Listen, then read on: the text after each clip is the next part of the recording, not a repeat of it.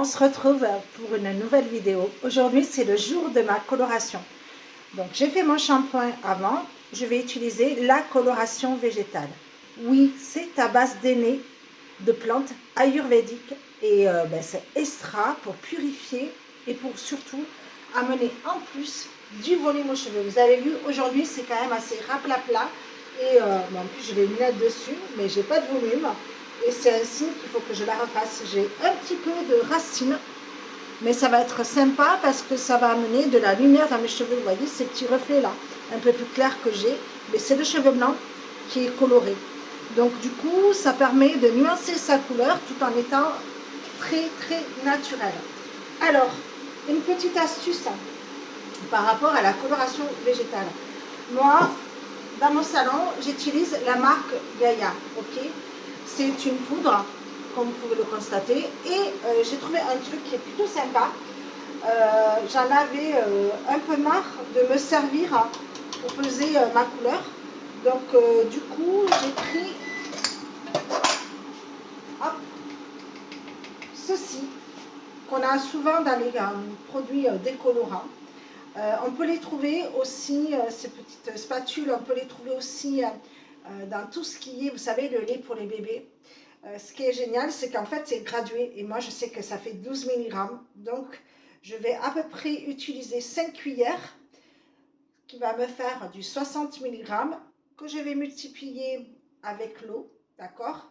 Soit 2 fois ma matière, voire 2 fois et demi si je trouve que c'est trop épais. Attention, il ne faut pas trop diluer parce que plus vous diluez, plus la coloration devient fluide et moins ça imprègne le cheveu. On n'oublie pas, c'est des plantes, elles ont besoin de chaleur, elles ont besoin d'eau et on a besoin de produits pour que ça imprègne bien. La différence de la coloration végétale avec la coloration d'oxydation, c'est qu'on est vraiment dans du végétal, ça va venir pénétrer au niveau du cheveu. Et par contre, la différence, c'est que c'est avec de l'eau. Et l'eau et la chaleur vont permettre que la coloration prenne mieux. La coloration d'oxydation, on est avec un produit, avec un oxydant qui va venir ouvrir les écailles. On n'est pas du tout dans les mêmes protocoles. Okay, donc c'est pour ça qu'il est important que la couleur soit pâteuse et du coup que la température aussi soit à 70 degrés. Alors non, 70 degrés, on pourrait dire ah c'est trop chaud. Pas du tout. Quand c'est appliqué sur le cuir chevelu, bien sûr, faites attention à la première application, mais vous allez voir que c'est plutôt agréable. Allez, on y va. Donc, moi, j'ai pris ma nuance Mocha, qui est cachée. Ça y est, je l'ai retrouvée. Et on est beau. Donc, je vais mettre, comme je vous ai dit, 5 cuillères.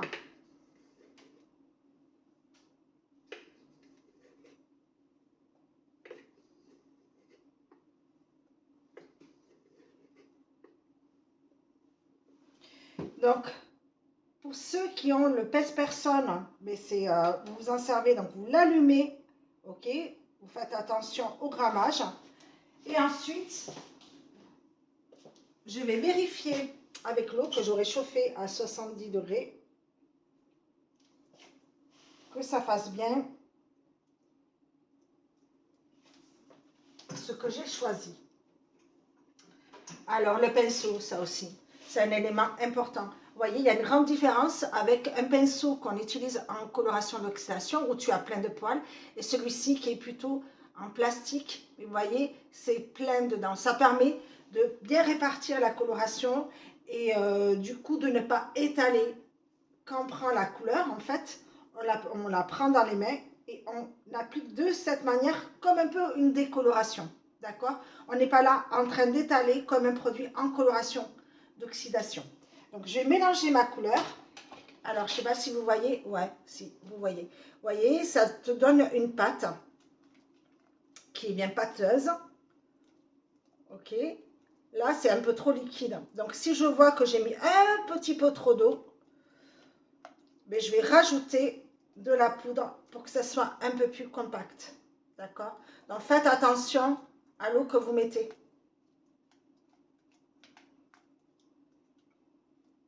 Allez, on va remettre un petit peu de poudre parce que je trouve que c'est un peu trop liquide.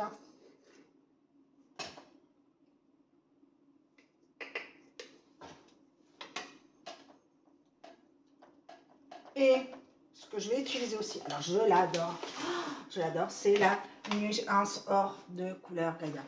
Oh là là, je ne peux pas vous faire sentir, mais alors franchement, c'est à base de curcuma, mais c'est le kiff. Et vous voyez là, la couleur jaune que c'est. Je trouve ça trop magnifique. Et en fait, je le mets dans le mocha. Ça me permet d'avoir un marron noisette, mais pas trop chaud non plus. Alors, hop, je m'en mets deux. Hop. En fait, la nuance or, on n'en met pas beaucoup, on en met jusqu'à 25 mg maximum. Et on remue.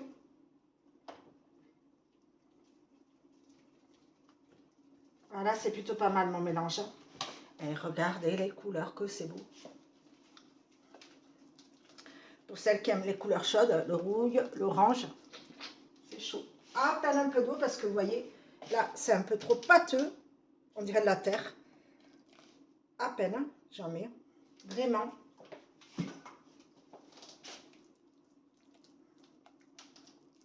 J'adore. Vous voyez, je vais mettre un soin qui s'appelle le chantilly.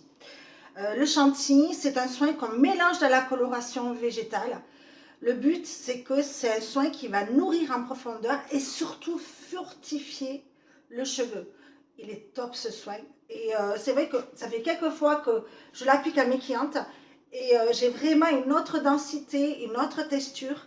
Et quand elles lavent leurs cheveux, il y a toujours ce côté doux qui reste à peu près pendant un mois. D'accord? Donc il y a à peu près une quinzaine de jours où là tu te dis, il faut aller refaire ta couleur. Donc, ces soins, on peut le faire à nouveau à chaque fois que vous souhaitez refaire la couleur. Il n'y a pas, voilà, c'est pas de temps en temps, à chaque fois, vous pouvez faire le chantilly. Et c'est vraiment un soin qui va nourrir le cheveu. Précaution à prendre, toujours les gants, ok? C'est pas parce que c'est un produit qui est naturel que ça ne peut pas causer d'allergie, d'accord? Donc, obligatoirement les gants. Et en plus, ben, ça évitera d'avoir les doigts colorés, ce qui est beaucoup plus joli. Je vais vous montrer la première application que je vais faire toutes les bordures. Et après, on se retrouve une fois que j'aurai mis la serviette, tant de casque. Je vais rester 45 minutes sous chaleur. Et après, je vous montrerai le résultat. Allez, on y va. Donc, vous voyez, j'en prends, c'est assez épais hein, ce que je prends. D'accord? Donc, je vais venir me l'appliquer bien devant. J'insiste bien. Alors, l'avantage de la coloration végétale, vous voyez, j'ai fait un gros caca là devant sur le front, c'est que ça ne colore pas le visage. Cependant, il y a toujours des exceptions.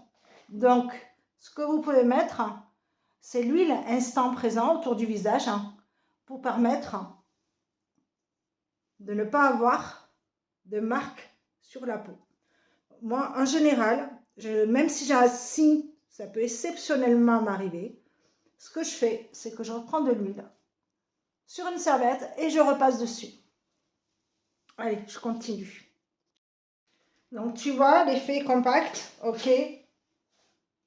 Surtout, on n'aère pas le cheveu. On le met bien à l'intérieur, bien serré pour que l'épaisseur du cheveu passe comme si ça macérait et ça fait mieux pénétrer la couleur. D'accord? Encore une fois, ce n'est pas une coloration d'oxydation, c'est une couleur à base de plantes. Donc, elle n'a pas besoin d'aller rechercher de l'air pour s'oxyder en tout cas. Et c'est pour ça souvent qu'en coloration d'oxydation, on va écarter le cheveu.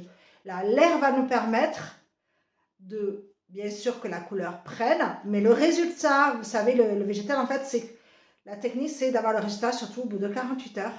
C'est-à-dire que c'est comme le principe d'un avocat, avec l'oxydation de l'air, la couleur va évoluer et changer dans le temps. J'ai mis cello, j'ai mis serviette. Attention, vous doublez bien devant pour que ça prenne bien, ok. Et du coup, je vais passer 45 minutes sous chaleur. Mi chiquita está muy feliz, ella baila sabrosito. Mi chiquita está muy feliz.